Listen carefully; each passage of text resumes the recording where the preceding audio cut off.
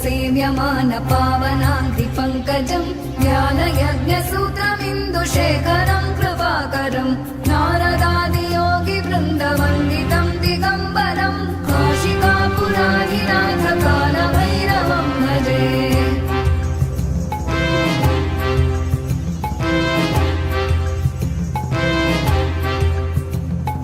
भानुकोटिभास्वरम् भवाभितारकम् परम् नीलकण्ठमीप्सितार्थदायकम् त्रिलोचनम् कालकालमम्बुजाक्षमक्षशूलमक्षरम् काशिकापुराधिनाथ कालभैरवम् भजे।